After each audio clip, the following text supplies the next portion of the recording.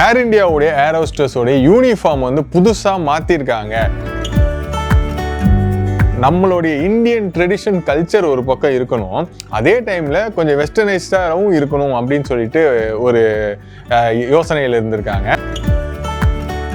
கலாய்க்கிற விதமாக தான் பேசுகிறாங்க. ஃபேஷன் இனோவேஷன் வந்து கொஞ்சம் வந்து ஃபெயில் ஆயிடுச்சோ அப்படின்ற மாதிரி பேசுகிறாங்க.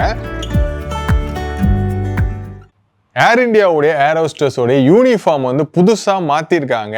மனிஷ் மல்ஹோத்ரா இவர் வந்து யார் அப்படின்னு நம்ம எல்லாருக்கும் நல்லா தெரியும்.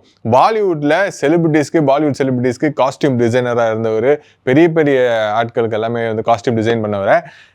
டாடா நிறுவனம் என்ன பண்ணியிருக்காங்க பார்த்தீங்கன்னா, அவங்களுடைய ஏர் இந்தியாவுக்கு புது கேபின் க்ரூ யூனிஃபார்ம் டிசைன் பண்ண சொல்லி கேட்டிருக்காங்க.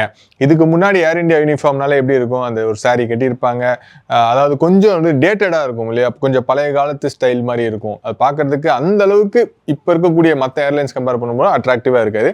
அதனால் இப்போ வந்து புதுசாக இந்த யூனிஃபார்ம் வந்து மாற்றிருக்காங்க. என்ன மாதிரி மாற்றிருக்காங்க அப்படின்னு பார்த்தீங்கன்னா, அதாவது 2 டிசைனாக வந்து வச்சுருக்கிறாங்க. ஒன்று வந்து ஜூனியர்ஸ்க்காகவும், இன்னொன்று வந்து சீனியர்ஸ்க்காகவும். இதில் வந்து ஃபஸ்ட்டு இந்த கலர் காம்பினேஷன்லாம் வரதுக்கு முன்னாடி டிசைனை பற்றி நம்ம பேசுவோம். இந்த டிசைன் வந்து பார்த்தீங்கன்னா, நம்மளுடைய இந்தியன் ட்ரெடிஷன் கல்ச்சர் ஒரு பக்கம் இருக்கணும், அதே டைமில் கொஞ்சம் வெஸ்டர்னைஸ்டாகவும் இருக்கணும் அப்படின்னு சொல்லிட்டு ஒரு யோசனையில் இருந்திருக்காங்க. ஏன்னா வந்து கம்ப்ளீட்டாக இந்தியன் ட்ரெடிஷனில் இருக்கும்போது, இப்போ ஏர் இந்தியா வந்து ஃபார் எக்ஸாம்பிள் ஒரு யூஎஸ் போகுது, ஒரு கனடா போகுது, துபாய் போகுதுன்னா, இப்போ அந்த கண்ட்ரீஸ்க்கு ஏற்ற மாதிரி அந்த பேசஞ்சர்ஸும் ட்ராவல் பண்ணுவாங்கள்ல, ஸோ அப்போ அவங்களுக்கு ஏற்ற மாதிரியும் வந்து காஸ்டியூம் வந்து இருக்கணும் அப்படின்ற காரணத்தினால ஸோ ப்ளவுஸு, சாரீ, அதுக்கப்புறம் கோட்டு, இன்னொரு முக்கியமான விஷயம் என்னன்னு பார்த்தீங்கன்னா, பேண்ட் கொடுத்துருக்காங்க. சாரீக்கு பேண்ட்டு, அதுக்கப்புறம் மேலே வந்து அந்த ப்ளவுஸு. சாரீ பேண்ட் ப்ளவுஸுன்ற காம்பினேஷன் வந்து ரொம்ப புதுசாக இருக்குது அதை பார்க்கறதுக்கு.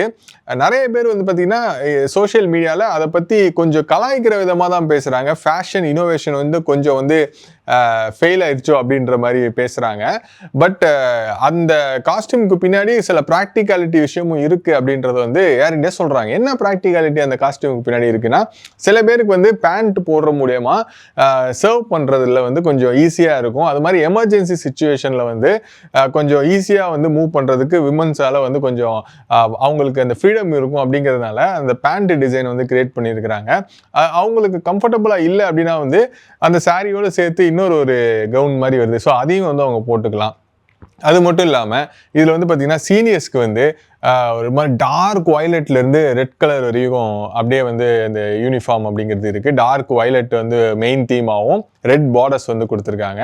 இதில் ஜூனியர்ஸ்க்கு என்ன கொடுத்துருக்காங்க பார்த்தீங்கன்னா, ரெட்டை மெயினாகவும் வயலட்டை வந்து பார்த்திங்கன்னா ரொம்ப மைல்டாக வந்து பார்டர்ஸில் வந்து கொடுத்துருக்காங்க. அதுக்கப்புறம் மென்ஸ்க்கு வந்து பார்த்திங்கன்னா வழக்கம் போல் இருக்கக்கூடிய அந்த பிளாக் ஜாக்கெட், ஸோ இந்த வந்து யூனிஃபார்ம் வந்து கொடுத்துருக்காங்க. இந்த யூனிஃபார்ம் வந்து ஏர் இந்தியா ஸ்டாஃப்ஸ்க்கு இப்போ புதுசாக வந்து அந்த விஸ்டா லோகோவோட வர்ற அந்த ஏர் இந்தியாவுக்கு வந்து பார்த்திங்கன்னா அடாப்டாக இருக்குது அப்படின்னு வந்து சொல்கிறாங்க. அந்த ஆக்சிடென்ட்டுக்கு அப்புறம் நிறைய மாற்றங்கள் வந்து ஏர் இந்தியாவில் பண்ணியிருக்காங்க.